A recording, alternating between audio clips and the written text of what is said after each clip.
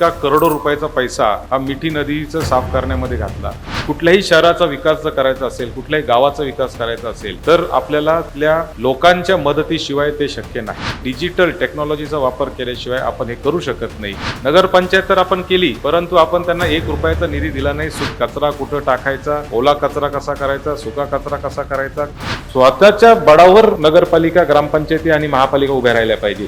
Commercial complex सोडून दुसरं उत्पन्नाचं साधन कसं उपलब्ध करायचं याचं आपल्याला काही माहिती नाही, की आज पगाराला सुद्धा पैसे नाही, ही वस्तुस्थिती महापालिकांमध्ये आहे।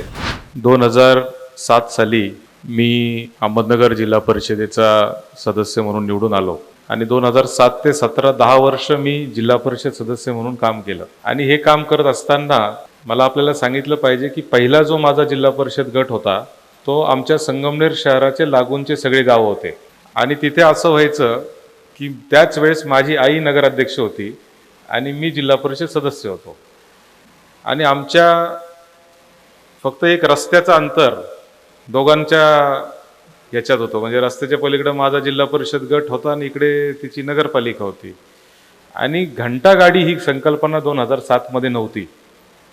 मग लोक काय करायचे, कचरा जो आहे घंटागाडी नगरपालिकेकडे असल्यामुळे कचरा सगळा नगरपालिकेच्या हद्दीत टाकायचे आणि मग नगरपालिका ते उचलायची। आणि अशा पद्धतीने खऱ्या अर्थाने सगळ्यात पहिली माझी शहर विकास या विषयावर सुरुवात झाली। आणि मग माझ्या लक्षात आलं की आता ग्रामीण भागाचे आणि शहरांचे प्रश्न हे जवळजवळ सारखे झालेले आहेत। आज आपण पाहिलं तर मुंबईमध्ये देखील तुम्ही पाहत असाल की देवनारच्या कचरा डेपोचं दर 6-7 महिन्यातून एकदा तरी पेपरला बातमी असते की देवनारच्या कचरा डेपोला आग लागली। तोच प्रश्न आज छोट्या आमच्या पिंपळगाव, बसवंत असेल किंवा दुसऱ्या कुठल्या ग्रामपंचायतीला पण आहे की कचरा टाकायचा कुठे, हा सगळ्यात मोठा प्रश्न आहे। आज आमच्याकडे वाढतं शहरीकरण होतंय।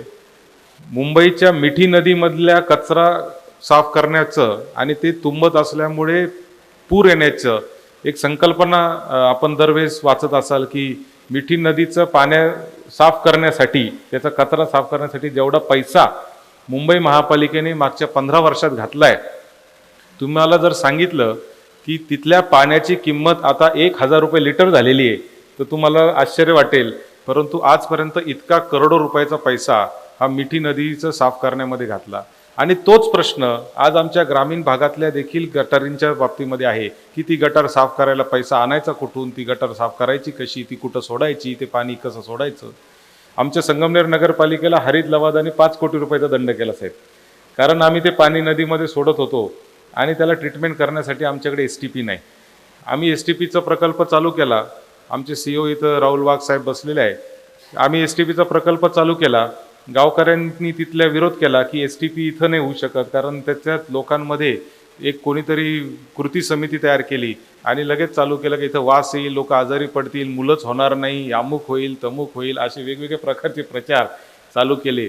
आणि त्याच्यातून खऱ्या अर्थाने हा एक प्रश्न जिव्हारीला आला। आणि म्हणून ह्या शहर विकासाच्या बाबतीमध्ये मी सातत्याने मागच्या अनेक वर्षांपासून अभ्यास करतो आहे। आणि त्याच्यातूनच मी कॅलिफोर्नियाचे जे गव्हर्नर आहे त्यांचं एक पुस्तक मराठीमध्ये ट्रान्सलेट केलं, ज्याचं तुम्ही आत्ता भाषण आणि कार्यक्रम बघितला। माननीय उपमुख्यमंत्री देवेंद्रजी फडणवीस हे देखील नागपूरचे महापौर म्हणून त्यांनी काम केलेलं आहे, शहर विकासाचे एक अभ्यासक ते आहेत। आणि म्हणून त्यांच्या उपस्थितीमध्ये आज आपण त्यांच्या उपस्थितीत मी त्या पुस्तकाचं प्रकाशन केलं। त्याच्यात शहर विकासाच्या अनेक संकल्पना मांडण्यात आलेल्या आहेत। ते पुस्तक देखील आपल्याला देण्याचा प्रयत्न आम्ही करणार आहे, ते पुस्तक देखील आपल्याला पाठवणार आहे।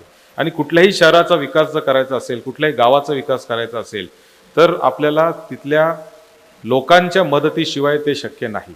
आणि म्हणून लोकसहभाग हा सगळ्यात महत्त्वाचा आहे। आणि आजच्या काळामध्ये डिजिटल युग असल्यामुळे डिजिटल टेक्नॉलॉजीचा वापर केल्याशिवाय आपण हे करू शकत नाही। आणि या 2 गोष्टीसाठी आपण खऱ्या अर्थाने ही संकल्पना आज मांडलेली आहे। आणि मग मी ही संकल्पना माझ्या जेव्हा मनामध्ये आली तेव्हा मी ठरवलं की उत्तर महाराष्ट्रापासून सुरुवात करायची आणि उत्तर महाराष्ट्रातल्या सगळ्या ज्या प्रमुख नगरपालिका आहेत, ज्या प्रमुख नगरपंचायती आहेत, गमेशसाहेब आपल्याला माहिती आहे की मध्यंतरी शासनाने धोरण घेतलं आणि सगळ्या तालुक्याच्या ठिकाणी नगरपंचायती करण्याचा निर्णय घेतला।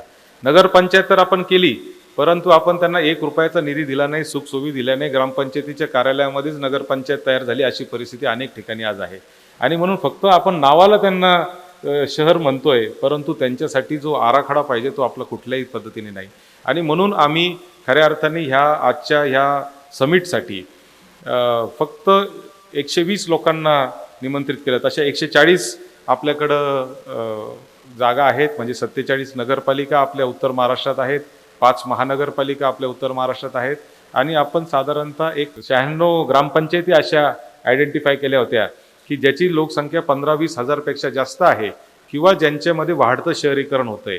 आज सगळ्या शहरांच्या आजूबाजूच्या ज्या ग्रामपंचायती आहेत त्यांचे प्रश्न हे अत्यंत सिमिलर असे प्रश्न तयार झालेले आहेत. आणि म्हणून आपण 96 केलं. 96चा जेव्हा अभ्यास केला तेव्हा असं लक्षात आलं की या 96 मध्ये देखील 20-22 असे ठिकाणं आहेत का जिथे डबल चार्ज लोकांकडे आहेत. म्हणजे एकाच ग्रामविकास अधिकाऱ्याकडे 2-2 ग्रामपंचायतींचे चार्ज आहे. ही देखील एक फार मोठी आपल्याकडच्या प्रशासकीय व्यवस्थेतली अडचण आहे. आणि म्हणून ही संकल्पना ज्यावेळेस माझ्या मनात आली त्यावेळेस मी पहिल्यांदा DMAचे डायरेक्टर मनोज रानाडे साहेबांना मी ही संकल्पना सांगितली, आणि अर्बन डेव्हलपमेंटचे जे सेक्रेटरी आहेत आसिम गुप्ता साहेब आणि गोविंदराज साहेब यांना मी संकल्पना सांगितली आणि त्यांना अतिशय आवडली. मग मी गमे साहेबांना फोन केला आणि गमे साहेबांनी मला आपल्याला सांगितलं पाहिजे की अत्यंत एका सेकंदात सांगितलं की हा अत्यंत महत्त्वाचा उपक्रम आहे आणि हा आपण केला पाहिजे. आणि जे प्रश्न महानगरपालिकांना आहेत तेच प्रश्न नगरपालिकांना पण आहेत, आणि तेच प्रश्न आता गावांमध्ये देखील आहेत. कचरा कुठं टाकायचा, ओला कचरा कसा करायचा, सुका कचरा कसा करायचा, कचऱ्यापासून सगळ्यात महत्त्वाची गोष्ट आज आपण जे 3 प्रश्न घेतले, म्हणून मग आम्ही प्रजा फाउंडेशनशी संपर्क केला. कारण शेवटी हे सगळं करायचं असेल तर कोणीतरी एक चांगलं कॅटलिस्ट त्याच्यामध्ये असावा लागतो. आणि प्रजा फाउंडेशन मला आपल्याला सांगितलं पाहिजे, आपल्या बऱ्याचशा लोकांना फार प्रजाबद्दल माहिती नसते, परंतु मुंबईमध्ये काम करणारी ही एक थिंक टँक आहे ज्याच्या प्रियंका शर्मा मॅडम आणि प्रतीक्षा या दोघींनी हे सगळं काम या ठिकाणी जबाबदारी घेतली. आणि मुंबईमधल्या महापालिका असतील किंवा देशातल्या अनेक महापालिकांना ते वेगवेगळ्या पद्धतीने मार्गदर्शन करतात. ते माझ्याकडे, मी जेव्हा आमदार म्हणून निवडून आलो ते माझ्याकडे पहिल्यांदा आले आणि त्यांनी मला सगळ्या महापालिकांना जो कॉमन प्रोसिजर रूल असतो CPR तो असला पाहिजे अशी त्यांनी माझ्याकडं मागणी केली. मी तो परिषदेमध्ये प्रश्न मांडला आणि आता महाराष्ट्र शासन त्या पद्धतीने निर्णय देखील घेतोय. कारण अनेक महापालिकांमध्ये नियमावलीच नव्हती की कशा पद्धतीने आपण काम करायचं. आणि म्हणून या सगळ्या गोष्टी ज्या आहेत, कारण आपण राजकीय निर्णय घेत असताना एखाद्या गावाला आपण नगरपंचायत करतो, एखाद्या गावाला नगरपालिका करतो, एखाद्या मोठं शहर झालं की लगेच महापालिका, लोकांची मागणी झाली महापालिका केली. पण त्या महापालिकांची काय अवस्था आहे हे मी आज सांगायची आवश्यकता नाही. इथं अनेक महापालिकांचे पदाधिकारी बसलेले आहेत की आज पगाराला सुद्धा पैसे नाही, ही वस्तुस्थिती महापालिकांमध्ये आहे. तीच परिस्थिती नगरपालिकेची आहे की नगरपालिकेला निदान शासनाचं मदत असल्यामुळं नगरपालिकेकडे पैसे आहेत. ग्रामपंचायतींना 15व्या वित्त आयोगाने थोडंसं तरी सावरलेलं आहे, नाहीतर 15 वित्त आयोग जर बंद केला तर ग्रामपंचायतींची अवस्था देखील काय होईल आपण विचार केलेलाच न बरा अशी परिस्थिती आहे. आणि म्हणून ह्या आजच्या कॉन्क्लेव्हमध्ये, आजच्या या समिटमध्ये आम्ही 3 विषयांवर आधारित हे काम केलेलं आहे. एक म्हणजे डेव्हलपमेंट प्लॅन. आज आपण पाहतो की डेव्हलपमेंट प्लॅन आपण तयार करतो, तो करत असताना आपल्याला त्याचे पूर्ण जे त्याच्या मागचे जे विचार आहे तो माहीत असला पाहिजे की डेव्हलपमेंट प्लॅन कसा तयार करतात, त्याच्या मागे भूमिका काय असते, त्याच्या मागे काम कसं केलं जातं. आणि ती एक महत्त्वाची गोष्ट आपल्या सगळ्यांच्या दृष्टीने असते. आणि म्हणून डेव्हलपमेंट प्लॅन कसा बनवता, त्याच्या मागचे विचार काय, हा एक पहिला सेशन आपला आहे. दुसरं जे सेशन आपलं आहे ते म्हणजे कचरा व्यवस्थापन. मग त्याच्यामध्ये सॉलिड वेस्ट मॅनेजमेंट आणि लिक्विड वेस्ट मॅनेजमेंट. सॉलिड वेस्टमध्ये घन कचरा आहे आणि लिक्विड वेस्ट मॅनेजमेंटमध्ये गटारीचं पाणी किंवा कोणतंही पाणी जे आहे, सांडपाणी, ते कशा पद्धतीने त्याच्यावर ट्रीटमेंट करता येते त्याचा एक विषय आहे. आणि तिसरा अत्यंत महत्त्वाचा विषय सर आम्ही असा घेतलेला आहे तो म्हणजे की स्वतःच्या बळावर नगरपालिका, ग्रामपंचायती आणि महापालिका उभ्या राहिल्या पाहिजे. शासनाने पैसे द्यावे ही अपेक्षा आता इथून पुढच्या काळामध्ये आपल्याला करता येणार नाही. शासनाची परिस्थिती अत्यंत वाईट आहे आणि ती फक्त महाराष्ट्राचीच नव्हे तर देशातल्या कुठलंच राज्य शासन हे आर्थिकदृष्ट्या आता सक्षम नाही, ही वस्तुस्थिती आहे. आणि म्हणून स्वतः कसं करता येईल, स्वतःचे पैशाचे उत्पन्नाचे साधनं कसे करता येतील. आज आपण जर बघितलं तर आपल्याला फक्त कमर्शियल कॉम्प्लेक्स सोडून दुसरं उत्पन्नाचं साधन कसं उपलब्ध करायचं याचं आपल्याला काहीही माहिती नाही. परंतु आज या देशामध्ये अनेक अशा नगरपालिका, महानगरपालिका आणि ग्रामपंचायती आहेत की ज्या छोट्या छोट्या उत्पन्नाचे साधनं त्याच्यातून तयार करतात आणि ते स्वतःच्या स्वावलंबी होत आहेत.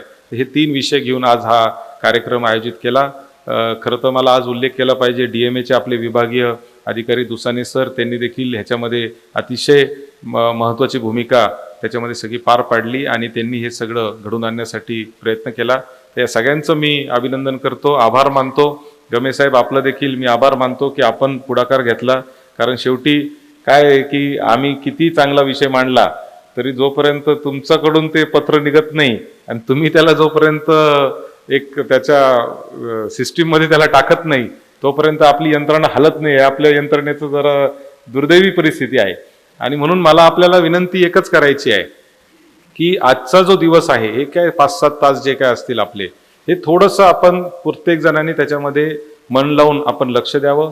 निसंकोचपणे आपण आपले प्रश्न ह्या एक्सपर्ट लोकांना विचारावे. जे जे आपल्या मनात असेल ते आपण त्यांना विचारावे, त्यांच्याकडून सगळी माहिती घ्यावी. आणि दुसरी महत्त्वाची गोष्ट म्हणजे आपण एकमेकात देखील चर्चा करावी. इथं अनेक महापालिकांचे आयुक्त आलेले आहेत, अनेक नगरपालिकांचे चीफ ऑफिसर आलेले आहेत, अनेक ग्रामपंचायती जे चांगलं काम करतात त्यांचे ग्रामविकास अधिकारी आलेले आहेत. यांनी एकमेकाशी आपण बोला. शेवटी आपण एकमेकाशी बोललं पाहिजे, कुठंतरी एकत्र आपण आलं पाहिजे आणि नॉलेज शेअरिंग आपलं झालं पाहिजे. या उद्देशाने आज हे आपण केलेलं आहे. तर मी आपल्या सगळ्यांचं पुन्हा एकदा स्वागत करतो आणि थांबतो. धन्यवाद.